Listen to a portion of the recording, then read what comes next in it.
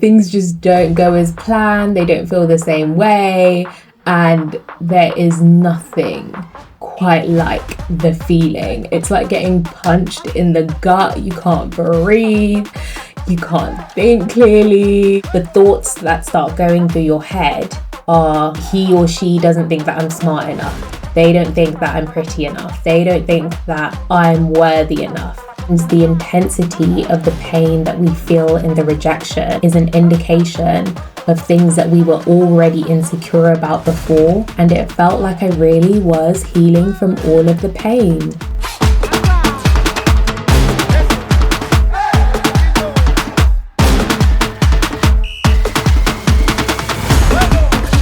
Hi guys, welcome to You Are Unlocked, a place for all your holistic health and wellness needs to help you unlock a happier life.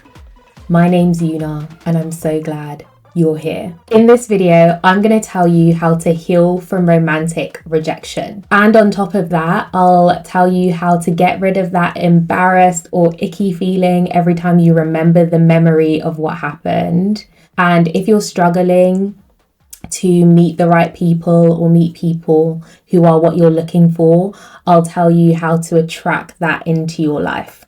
So stick around because I'm speaking from experience. So, have you ever really liked someone and you've developed feelings for them, and then you're thinking about how you just want to tell them, you're going to confess, or you just can't keep it in anymore, you need to get it off of your chest? And so you plan how you're going to tell them, when you're going to tell them, and you really hope that it goes well because you had to muster up a lot of courage to do it. And then when you finally get round to it, you get hit with the no thanks. Or things just don't go as planned, they don't feel the same way, and there is nothing quite like the feeling. It's like getting punched in the gut. You can't breathe, you can't think clearly, you might want to cry. I'm going to tell you the story of my romantic rejection so that you know where I'm coming from and how I got to the end of it. And then I'll give you the solution. So when I was a child, I never dated anyone. There were people that I had crushes on, but they would just be people that I would talk on the group chat with my friends about. And then I went to university, and when I was in university, men started showing interest, but even when they did, I would be like, oh, no, no, thank you. Because it just wasn't where my headspace was at. And then after university, or towards the end of university, I went through a healing season. That shift in me being healed led people to coming to me without even trying. So people would ask me out or say they were interested in me. I would still say no because I just wanted to explore who I was becoming outside of university and entering the work world. But there was one person who I had a crush on. So I met him when I was in university, but we didn't actually go to university together. It's just that I met him during that time. So I was standing outside with one of my friends and I was telling her I'm not interested in anyone, but there is this one guy that I have a crush on and I'm pretty sure he has no idea. And then she was like, oh, you need to tell him. You never know how it could go. Me and my man got together because I had the courage to tell him so it could go well for you. I was still really, really nervous, like almost sick to my stomach because of fear of rejection. But I just plucked up the courage somehow and I sent the text message. Eventually they did respond, and as you probably guessed from the title of this video, it was an I'm not interested in you, basically. But he did say it in a very nice way. Let me be clear. He wasn't rude about it, but it was not mutual. I saw the message on the way to meet my other friend at the cinema, and I felt sick to my stomach. I felt like I couldn't think clearly. I felt like things were kind of spinning a little bit. I remember afterwards my friend asked me, oh, how did you find the film? And I was thinking, I did not even hear half of it because of these emotions that I'm feeling, which is rejection. And prior to that in my life, I had never experienced romantic rejection because firstly, I'd never told someone that I liked them first in terms of initiating it. A big part of me was, what is this feeling? What is this pain? I've never felt this. I've never experienced this. I don't know what to do with it. This is foreign to me and I never want to feel it again. But he was very nice about it, I will say. He was very polite. He wasn't rude at all. But there were these new feelings that were rising up in me that I realized that I need to get to the bottom of this because this is unpleasant and I need to find out why I don't feel so good. I think there's a difference between feeling disappointed and feeling a lot of pain because of romantic rejection. And usually the pain is because it needs to be healed. There's something that we can learn from it. It's a sign and a signal that there's deeper things going on within us. Firstly, what we need to realize, and what I realized, is that internal places of insecurity will start speaking, but they will tell you that the other person thinks negative things about you, but really it's just your own negative or insecure self-beliefs talking. So what this looks like is if somebody romantically rejects you and all they say is, I don't want this, or I don't want a relationship, or I'm not ready for a relationship right now, the thoughts that start going through your head are, he or she doesn't think that I'm smart enough. They don't think that I'm pretty enough. They don't think that I'm worthy enough. And you're basically assigning beliefs about yourself onto them. Really, that's not what they said. That's not what they expressed. So the reason that these thoughts are popping up into your mind is because we already have spaces of insecurity within us that actually think those thoughts and feelings about ourselves, but the romantic rejection situation has just brought them up to the surface. But let's say that in romantic rejection, someone actually was unkind, so they started saying mean things about you during your experience, or maybe it was just unpleasant and they were a bit nasty. The pain that you feel, if it's really deep and really raw and hurts really bad, it's probably because parts of you are insecure about the things that they're saying. That pain can actually be an indication that those are places that we feel insecure about inside. Let's take Elon Musk, for example, currently the richest person in the world. If someone was to reply to a tweet of his and say, oh, your finances are a mess, you're dead broke, and you're not rich at all, that probably wouldn't bother him in the slightest, because he would see it and think, this tweet is absolutely irrelevant. I am literally the richest person alive right now. Whereas if that same tweet was sent to somebody who was struggling financially and weren't doing so well, that might cause a really strong emotional reaction with them and make them feel really insecure and upset and hurt, because the comments are hitting on places and things that they're currently struggling with.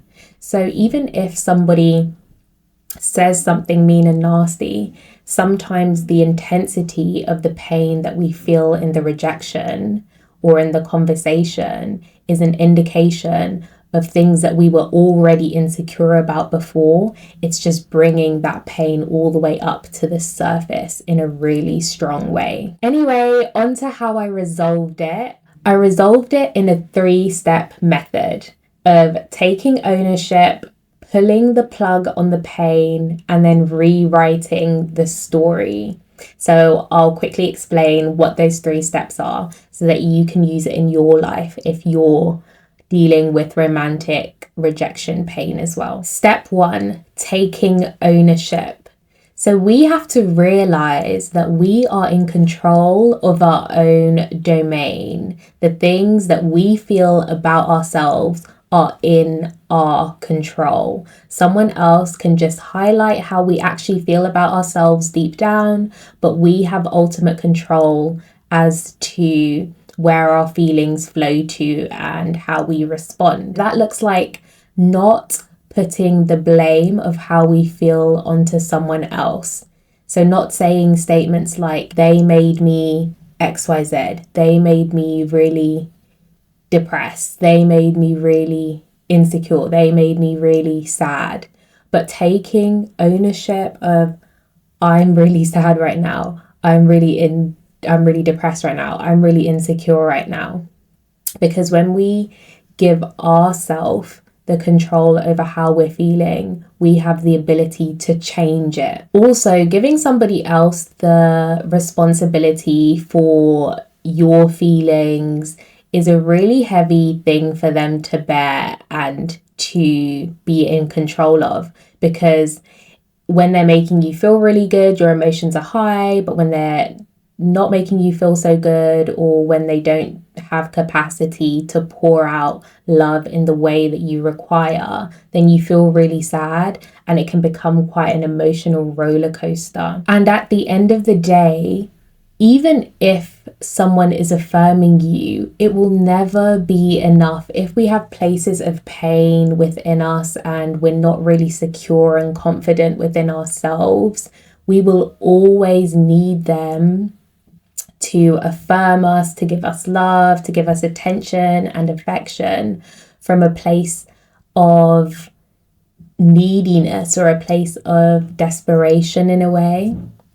And the issue with that is that it feels good when they're doing it, but it won't last, because they'll pour love, attention, and affection into us today, but then tomorrow, because those places aren't actually healed within us, it will seep out and we'll need it again the next day. And then the other person can feel like we're pulling on them in quite a draining way, rather than if we heal up and get confident in and of ourselves, then when we are interacting with other people in relationships, it's not from a place of need, it's from a place of overflow, of love and abundance. So once I took ownership of my own feelings and realized that I'm the one that feels this way because of things happening internally with me, I went on to step 2, which was having courage to pull the plug on the pain. So we all know that pain doesn't feel good, and it can be something that we avoid. And the way that we avoid it may be trying to think of something else when we remember the memory, and those embarrassed, icky, sick feelings start coming up. But by avoiding it, we're not resolving it. It's kind of like having a blow up ball in a pool and trying to push it down under the surface, ignore it. You can try and push it down, but it will pop up, and it will pop up with more force the more that you try to push it down. In the same way, if we try to avoid the pain that we're feeling, it will start popping up in different areas of our life. So maybe we start becoming insecure in our future connections, or we're no longer as confident in other areas of our life, or we don't communicate as well.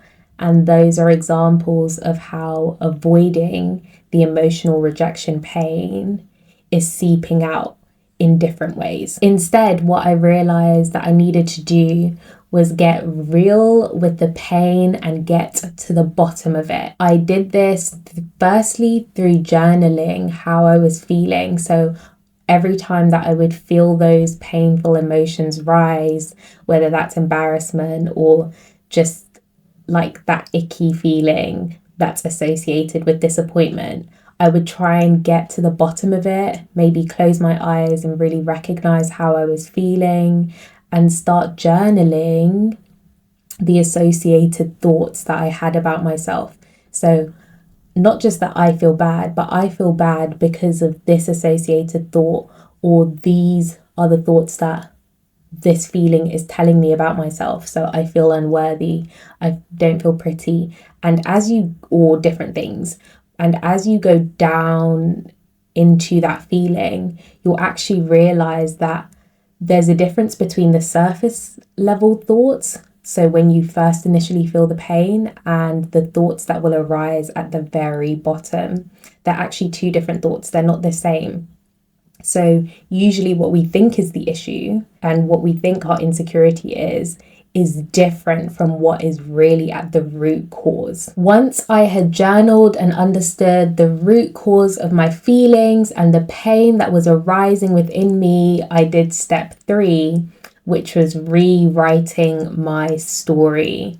So in meditation, I got rid of the pain.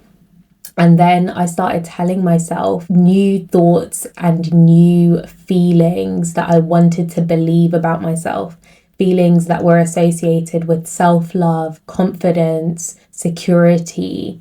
And these things really started to make me feel better.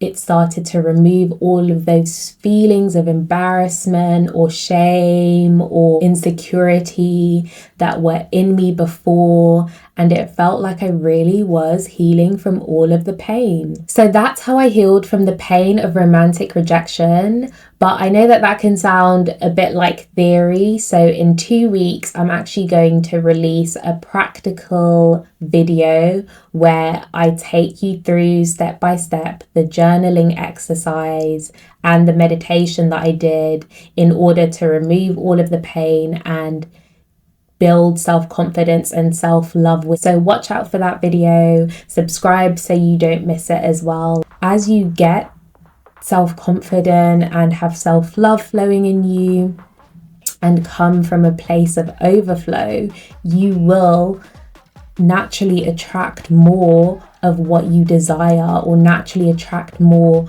of love. In conclusion, give yourself the love that you seek first by healing the pain within you, even if you're in a relationship currently or are looking for one in the future, and you'll naturally attract overflowing, beautiful, healthier love. That's it for today, guys. Thank you for watching. Don't forget to like if you enjoyed the video, and comment down below if you've experienced romantic rejection before and whether you were able to heal the pain, or if you still feel a bit unstable when you remember the memory.